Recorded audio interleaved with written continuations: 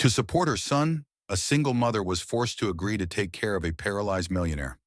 What happened next will surprise you. Marion adjusted the small brooch on her worn-out uniform one last time. Her hands trembled as she closed the locker in the changing room. After 6 years of hard work as a nursing assistant, this was her last day on the job. The news of her dismissal had been a heavy blow, though not unexpected. The hospital where she had spent countless sleepless nights was undergoing restructuring, and Marion, one of the youngest employees, was among those laid off. She took a deep breath, trying to hold back tears as she thought about what awaited her at home. "Mom, are you sad?" The gentle voice of Caleb, her 7-year-old son, echoed in her mind. Marion had left him with the neighbor before heading to work. He always sensed her emotions, even when she tried to hide them behind forced smiles. How could she explain to him that she didn't know how she would pay next month's rent? That the little savings she had left would barely be enough for food? "I will find a solution," she promised herself, though she had no idea how. Her last shift felt like a painful farewell. Every hallway, every room held memories, not just of hardships, but of victories, of patience she had helped save. Marion was known for her kindness and patience, especially with elderly patients who often felt abandoned. That made her special, her ability to see the person in everyone, even in the most difficult patients. "Marion, do you have a minute?" The head nurse interrupted her thoughts, asking her to check on a patient. "Sir Eric in room 203 is being difficult again. Can you help?" Marion nodded and walked toward the room. Eric, a middle-aged man with a difficult personality, refused to take his medicine. He was known for testing everyone's patience, but Marion always found a way to reach him. "Sir Eric, I brought you the tea you like," she said gently, offering him a cup of warm water. It was a small lie, but it worked. He took his medication without protest, muttering something about no one knowing how to make good tea. When she left the room, her heart felt heavy. That night, the hospital that had been her refuge became just another chapter closed. As the clock struck midnight, she turned in her badge and walked out for the last time, bracing herself against the cold night wind and an uncertain future. When she returned home, she found an envelope at her door. It was a job listing, something that seemed like an instant relief but contained a strange description. Caregiver for a paralyzed man. High salary, dedication, and confidentiality required. Marion held the paper in her hands, thinking. It was hard to refuse, but what lay ahead was beyond her imagination. She stared at the ad, her heart torn between the necessity of accepting the offer and the fear of the unknown. The promised salary was high, enough to pay off her debts and provide stability for Caleb. But the few lines on the paper carried something deeper. Total commitment, caregiver for a paralyzed man, mansion on the outskirts of the city, no prior experience required. The simple text hid something more. The next day, with no other options, Marion called the number listed. The voice on the other end was formal and distant, giving her an address and setting up a meeting. It seemed unbelievable. A mansion. Leaving home that morning, Marion kissed Caleb on the forehead and promised to return with good news. But a heavy feeling lingered in her chest, as if something unknown lay ahead. When Marion arrived at the given address, the sight was breathtaking. Ornate iron gates guarded an estate that looked like it had come out of a dark fairy tale. The mansion was enormous, but there was something cold about it, something lifeless. She was greeted by the housekeeper and led through a grand hall where the echo of footsteps filled the silence. "Mr. Carl is in his study. He is demanding, but if you can handle it, the job is yours." When the study door opened, Marion felt a chill run down her spine. A man in his 40s sat in a wheelchair by a large window. His icy blue eyes studied her from head to toe with distrust and contempt. His face was stern, and his tense posture reflected not just physical limitation, but also an impenetrable emotional barrier. "Have you ever cared for someone with special needs?" His voice was harsh, as if testing her. Marion shook her head but answered firmly, "No, but I learned quickly, and I am dedicated to my work." Carl let out a dry laugh. "Dedicated? We'll see."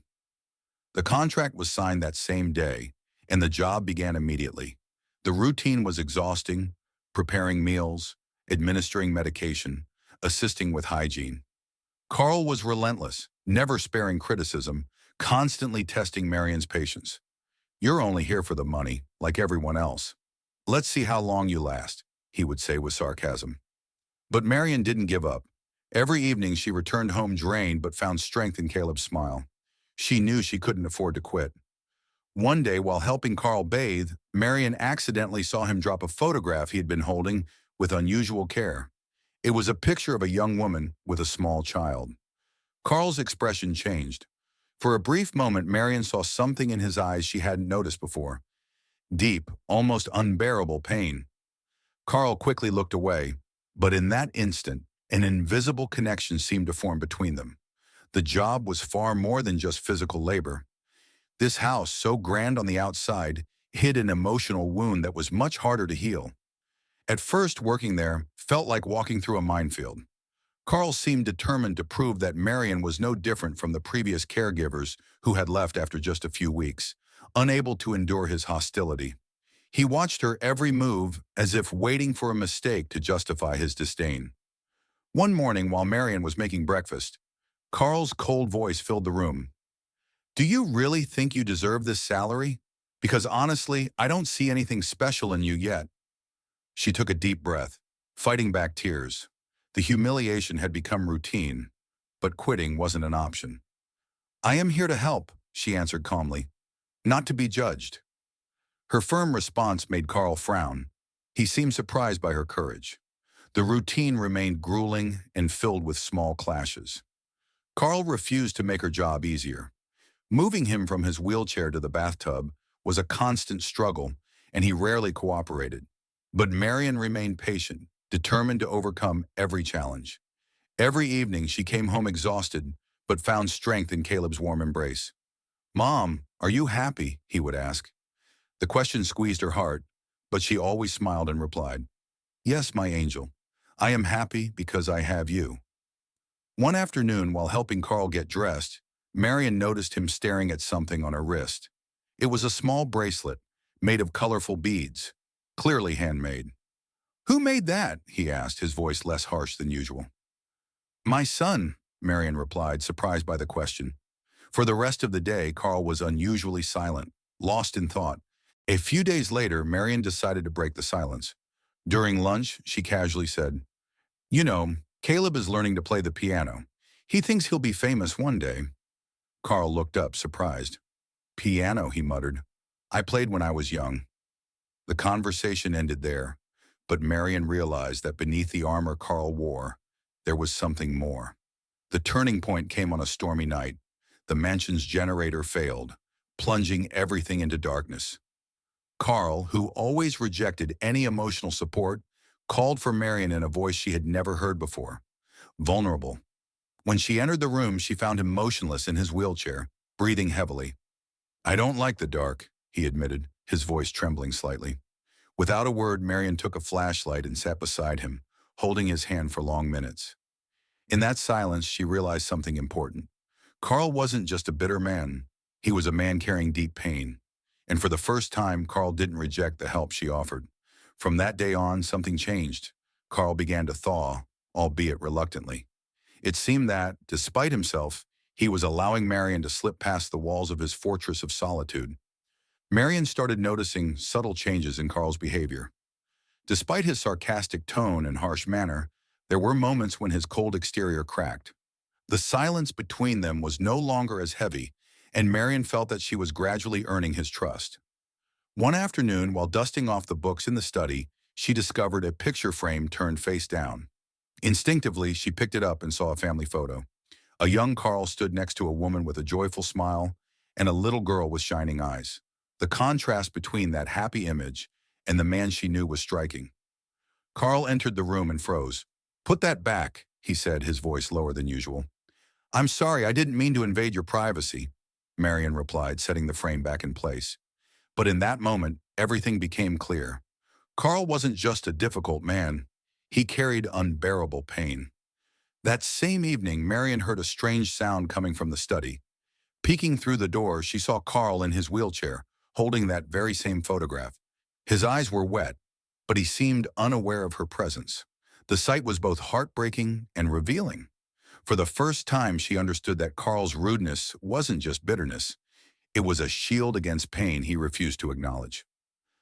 The next day, during his daily hygiene routine, Carl unexpectedly began to confess. "I was married," he said, turning his gaze away. "I had a daughter. They're gone." His voice trembled, but Marion didn't rush him. She simply continued her work, letting him decide how much he wanted to share. Carl said nothing more at that moment, but in his voice she heard not just sorrow but guilt. A few days later, Carl unexpectedly asked to be taken to the garden, something he had never done before. He looked uneasy, as if he were battling inner demons. When he finally spoke, the words poured out like a flood. "It was my fault. I was driving. I lost control, and they were gone." Carl averted his gaze, unable to meet her eyes. Instead of offering empty words of comfort, Marion simply stayed by his side. She knew that for someone like Carl, admitting his pain out loud was already a huge step. The silence between them no longer felt oppressive. It was a space where he could breathe. That evening, as she headed home, Marion reflected on the depth of Carl's pain. She understood that she couldn't change his past, but perhaps she could help him find a little peace. Her job wasn't just to care for his weakened body, but also to help a broken man piece his soul back together. Carl began opening up in unexpected ways. He was still reserved and sometimes sharp, but there were moments when Marion saw something beyond his bitterness. Gradually, she realized that his pain had not only made him withdrawn, but also afraid to let someone in, only to lose them again. One afternoon, as Marion was helping him get dressed, Carl suddenly looked at her with curiosity and skepticism. "Why are you here?" he asked abruptly. The question caught her off guard, but she answered honestly. "Because I have to take care of my son. He depends on me." Carl fell silent for a moment, as if contemplating her words. Later that day, Caleb unexpectedly arrived at the mansion, brought over by a neighbor after a minor accident at home. Marion was horrified, fearing Carl's reaction. But to her surprise, he wasn't angry. Instead, he watched the boy with an expression that was a mix of nostalgia and pain. "Do you like to draw?" Carl asked, noticing Caleb's sketchbook. The boy nodded enthusiastically and showed him a drawing of a house and a car. Carl smiled. It was a small smile, but a genuine one. It was the first time Marion had seen something resembling ease on his face. In the following days, Carl asked for Caleb to visit again, using the excuse of keeping him occupied while Marion worked. With his childlike energy and innocence, Caleb started bringing light into the gloomy corners of the mansion. He paid no attention to Carl's wheelchair or his difficult personality. To him, Carl was just a man with interesting stories and a mysterious gaze. One day, as he watched Caleb draw, Carl pulled an old box from under his bed. Inside was a set of paints and brushes. "I used to paint," he admitted almost shyly. "Can you teach me?" Caleb asked, his eyes lighting up. Carl hesitated, but the boy's enthusiasm was contagious. Slowly, Carl began painting again, for the first time since he had lost his family.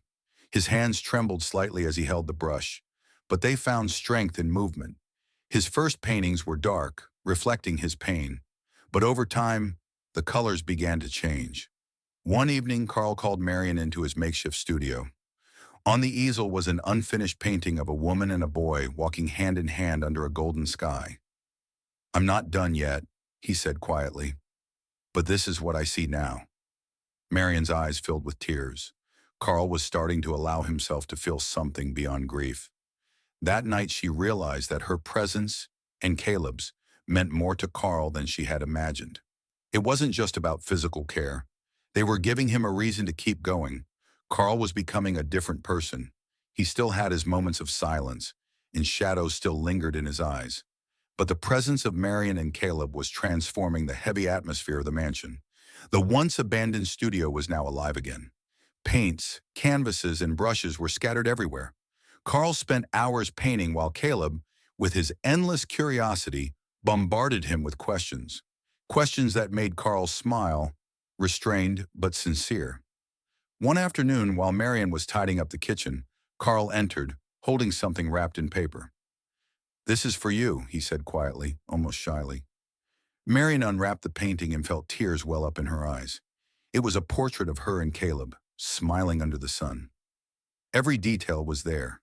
The glow in Caleb's eyes, the softness of Marion's expression, even the simple brooch she wore to work.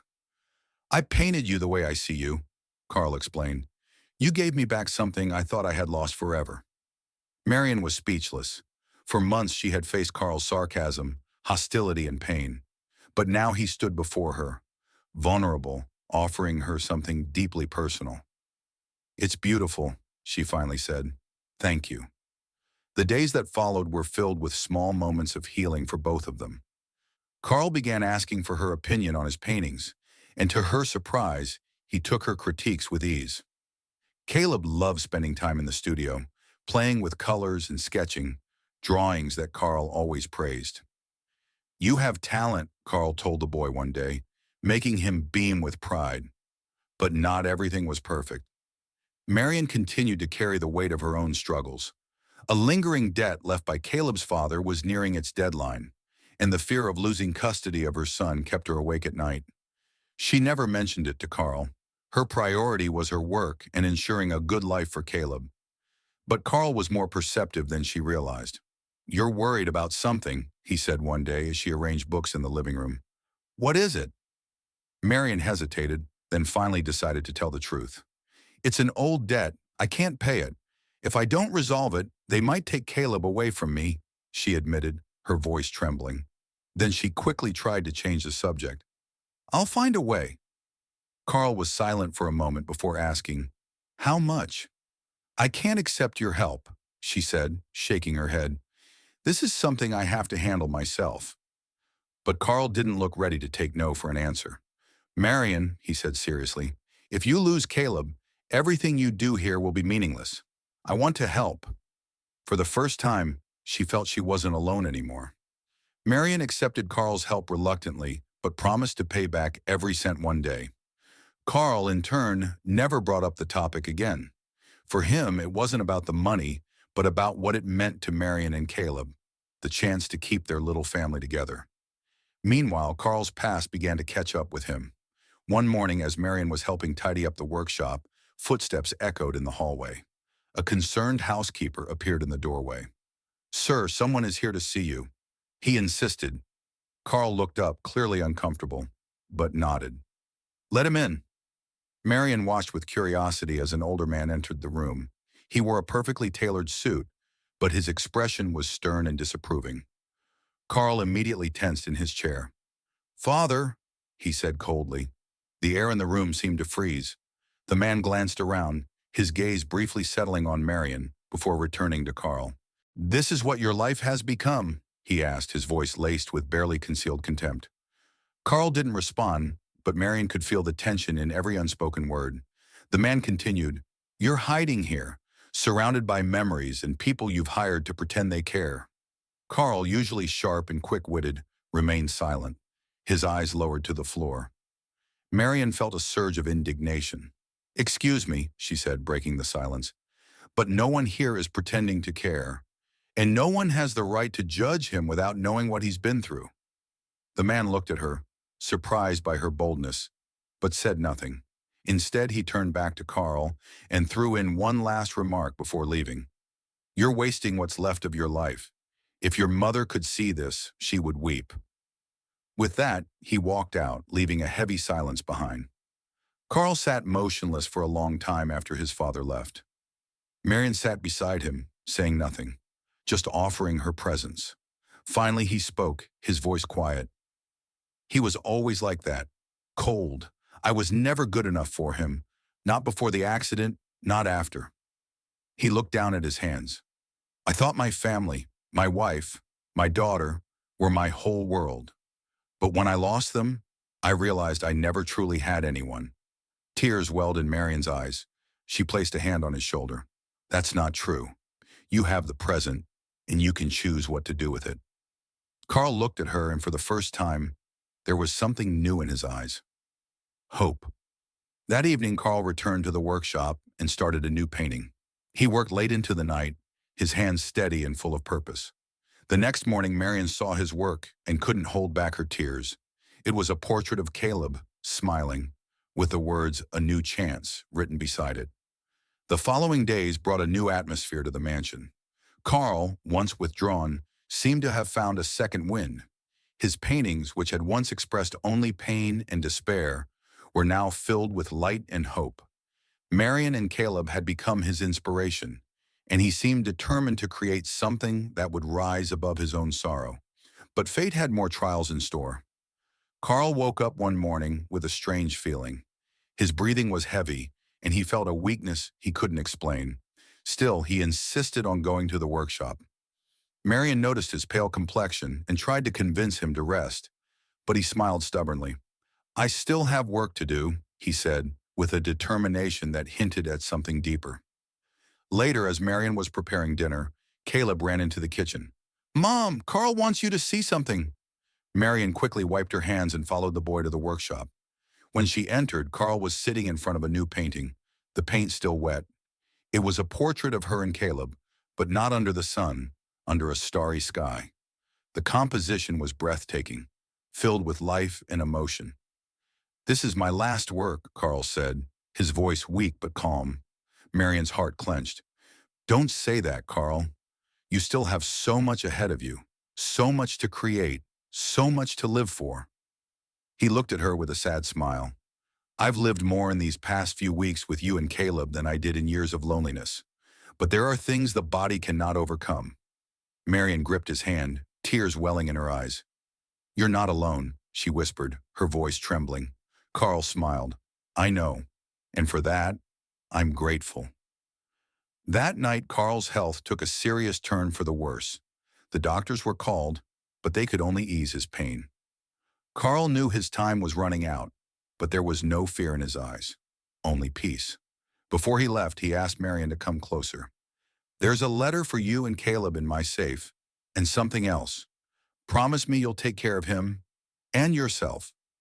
Marion gripped his hand tightly, tears finally streaming down her cheeks. "I promise." Carl passed away that night, and the mansion fell into deep silence.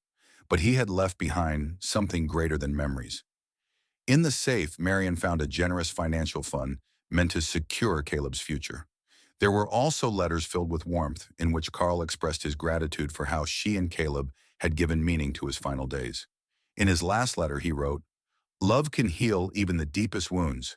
You gave me a second chance at life, even if only for a short while." A few months later, Marion and Caleb visited Carl's grave. Holding the painting of the starry sky, Caleb placed it next to the flowers Marion had brought. "Does he see this, Mom?" the boy asked. Marion smiled through her tears. "Yes, my dear, and he's proud." In that moment, as the stars shone brightly above, Marion realized Carl would never truly be far away. He had left behind a legacy of love, resilience, and hope, one that would remain in their hearts forever. Thank you for listening to this story until the end. Let us know what you think about it in the comments, subscribe to the channel, and share this video with your friends and loved ones. It truly motivates us to keep creating new stories every day. Don't miss the next incredible story coming up on your screen. We truly appreciate having you with us. You can find the full catalog of stories in the description below. See you soon.